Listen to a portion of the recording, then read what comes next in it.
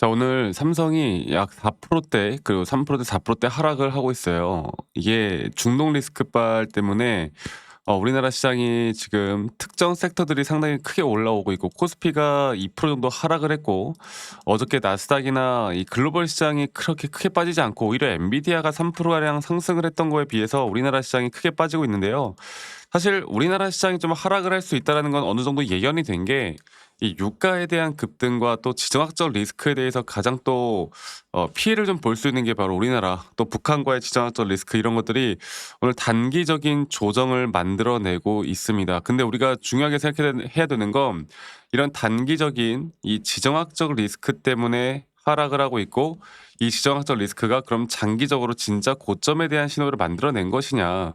우리가 또 그렇게 볼 수는 없겠죠. 우리가 생각하는 그 목표가, 우리가 계속 제가 반복적으로 말씀드렸던 그 목표가까지는 무조건 끌고 가야 할 것이고, 그렇다 하더라도 이렇게 지정학적 리스크가 좀 장기화가 된다라고 했을 때 어느 정도 이 패턴들을 보면은 약 1 일에서 3일 정도는 변동성이 계속 나올 수 있습니다. 그러면 그런 단기적인 조정이 과연 어디까지 떨어질 것이고, 우리가 생각하는 목표가는 제가 뭐라고 했습니까? 최소 25만, 그리고 그 언저리에서 우리가 고점에 대한 확실한 시그널을 보고 판단을 해야 될 것이다. 제가 거기에 대한 근거, 그리고 또 왜 그렇게 끌고 가야 되는지, 그리고 앞으로 조정이 나올 때 절대 우리가 매도 관점이 아닌 매수에 대한 기회로 왜 삼아야 되는지에 대해서 이야기를 해 드릴 거니까, 아마 많은 분들이 오늘 좀 무섭게 생각하고 두렵고 공포를 느낄 것 같아요. 절대 우리가 공포에 휩쓸리면 안 된다라는 말씀 드리겠고, 영상 끝까지 꼭 시청하시길 바라겠고요. 그리고 구독과 좋아요 한 번씩만 눌러주시면 감사하겠습니다. 구독, 좋아요 눌러주신 우리 시청자분들, 구독자분들, 앞으로 더더더 좋은 일들 가득할 겁니다. 자, 일단 어저께 이 글로벌 시장을 보면은, 글로벌 시장 자체는 나스닥이 오히려 상승을 했어요. S&P 500도 그렇고 반도체 지수도 상승을 하였습니다.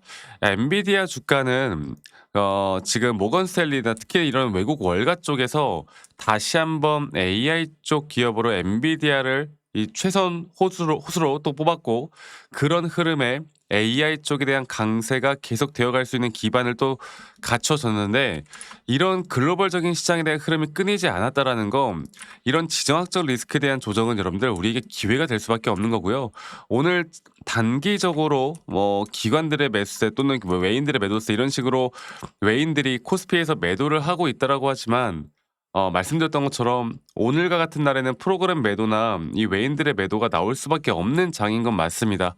하지만 결국 이 추세를 이끌어 왔던 이 메이저 수급들은 어느 정도 조정이 온다라고 했을 때 다시 한번 이런 매수 대기자 물량들이 주가를 끌어올릴 것이고, 또 차트적으로 보더라도 절대 이런 애매한 구간이 단기적으로 우리가 대응할 만한 고점에 대한 신호가 나올 수가 없다라는 점, 그리고 삼성전자 실적이 뭐 앞으로 고점을 찍어서 이제 내려갈 것이다라고 볼 수도 없는 부분이고, HBM이나 D램까지 이런 공급 부족에 대한 반도체 사이클은 아직 전혀 끝난 게 없기 때문에, 특히나 뭐 AI가 고점을 찍었다, AI 투자를 줄일 것이다, 이런 내용들도 나온 것도 없고, 또 AI 쪽에 대한 투자는 앞으로 더 계속 되어 갈 거라는 내용들이 나오고 있는 만큼, 우리가 이 섹터는 특히나 반도체 사이클은요, 아직까지도 더 높게 보는 게 맞아요.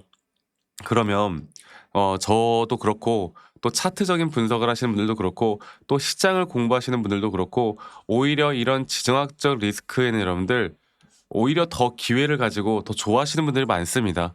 이러한 패턴들이 과거에도 계속 되어 왔었고, 이게 단지 올해뿐만이 아닌 작년에도 그랬고, 그렇기 때문에 지금 단기적인 조정이 이것보다 조금 더 떨어질 수 있다라는 것도 머릿속에 여러분들 일단 인지를 하는 게 중요할 것 같아요.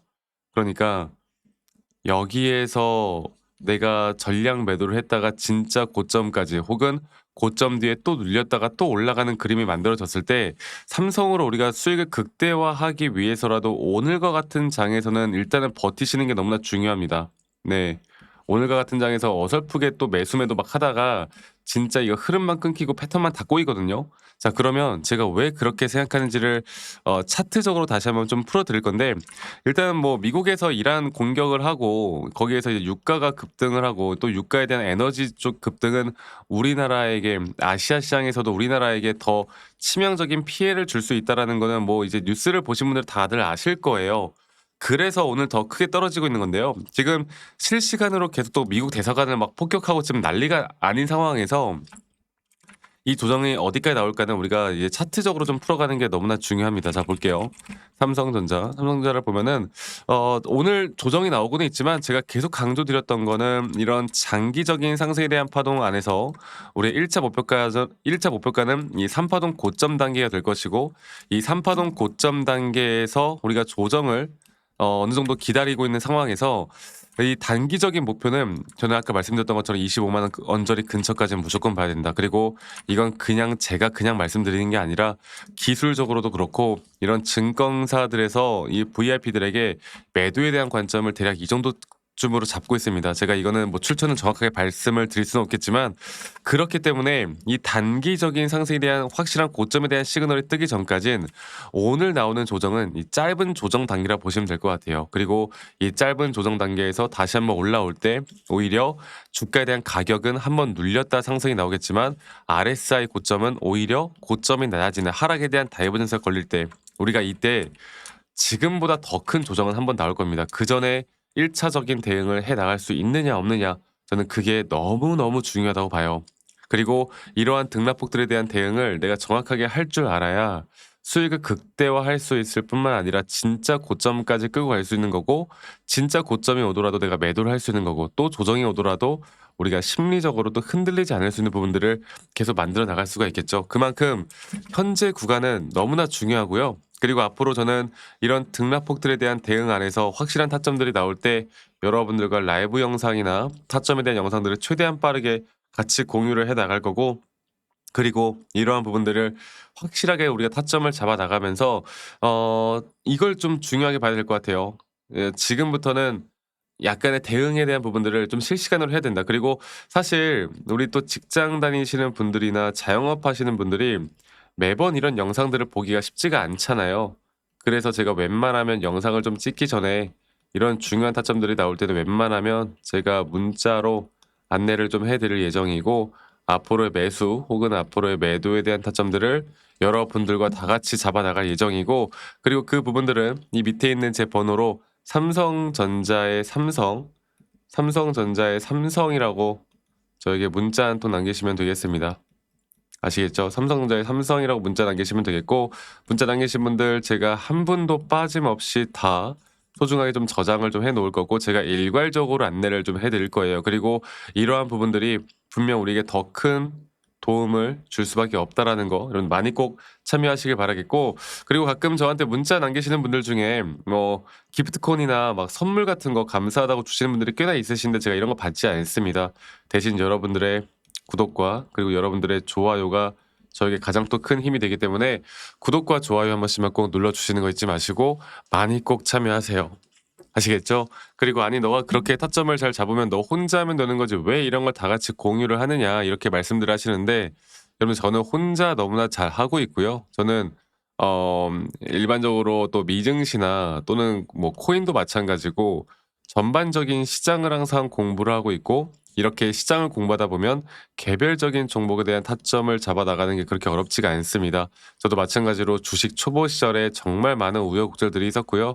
뭐 남들 따라서 매수도 해 보고 남들 따라 매도도 해 보고 남들이 좋다고 하는 거 혹은 재무제표 보고 혹은 뉴스 기사 보고 맹신하다가 정말 여러 가지를 놓치고 간 또는 손실을 본 기억들이 참 많은데 제가 이러한 것들을 극복할 수 있었던 건 첫 번째로 시장을 항상 공부했던 거, 두 번째로 나만의 기준 그리고 원칙을 지켜나가기 시작했던 거 이 두 가지가 저에게 가장 중요한 부분이었고 앞으로도 여러분들과 이런 중요한 부분들을 계속 함께 같이 만들어 나갈 예정이니까 많은 분들 꼭 참여를 하셨으면 좋겠다. 이 말씀 제가 한 번 더 드리도록 하겠습니다. 아시겠죠? 그래서 삼성전자의 삼성이라고 남기시는 거 잊지 마시고 많이 꼭 참여하시길 바라겠고요. 제가 한 가지 더 좀 이야기 드리고 싶은 게 뭐 삼성에 대한 눌림목 앞으로 우리가 더 확실하게 보는 부분들만 보면 될 것 같고 현대무백스라는 종목을 최근에 계속 말씀드렸고 오늘도 어느 정도 변동성을 보여주고 있는데요. 이 피지컬 AI 쪽 관련된 섹터로 한번 크게 조정을 받았잖아요. 정말 큰 눌림목이 나왔잖아. 근데 이것 또한 이 AI 쪽에 대한 섹터를 우리가 좀 볼 때 과연 글로벌적으로 끝났느냐? 저는 절대 끝나지 않았다 보거든요. 그러면 아직 끝나지 않은 섹터인데도 불구하고 크게 한번 조정을 받았다라는 건 이런 저점 메타에 나오는 여기에서는 우리가 무조건 매수하자 이렇게 말씀을 드렸습니다. 그만큼 앞으로 상승에 대한 부분들도 기대해 볼 수가 있겠고 앞으로 이런 섹터들 안에서 또 어떤 종목들에 대한 리스트업을 우리가 계속해 나갈까? 앞으로 우리가 어떤 종목들을 계속 또 관심 있게 봐야 될 것인가 이러한 내용들도 다 같이 좀 공유를 해 나갈 예정이니까 여러분들 밑에 있는 번호로 저에게 삼성이라고 문자 남기시는 거 잊지 마시고 많이 꼭 참여하시길 바라겠고 이 부분들 제가 앞으로도 여러분들과 계속 함께 같이 만들어 나갈 거니까 많이들 참여하시길 바라겠습니다. 아시겠죠? 자, 그럼 오늘 하루도 행복한 하루 보내시길 바라겠고 저는 다음에 더 좋은 영상으로 또 인사드리도록 하겠습니다. 감사합니다. 박프로였습니다.